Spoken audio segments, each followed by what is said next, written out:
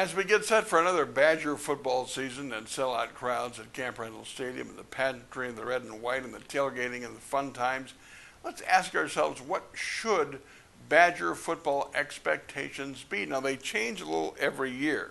I think because of the Barry Alvarez era, the expectations rose to being competitive against all the good teams in the country, and certainly expectation to beat the teams that you're supposed to beat. Now the Badgers have risen another few notches.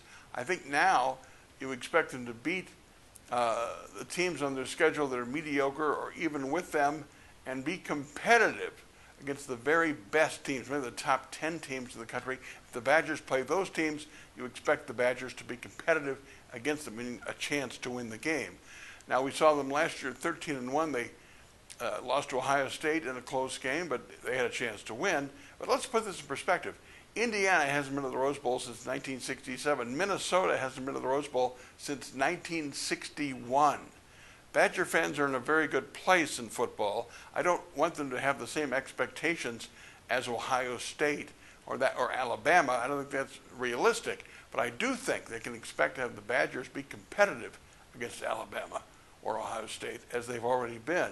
And those are the expectations, I think, that are realistic and legitimate under Coach Paul Chryst, who I think is doing a wonderful job. So Badger fans, enjoy the season and don't expect too much, but you can expect more than you have in the past.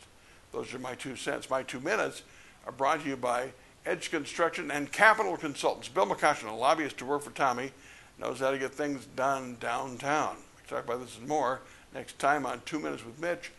Go Badgers.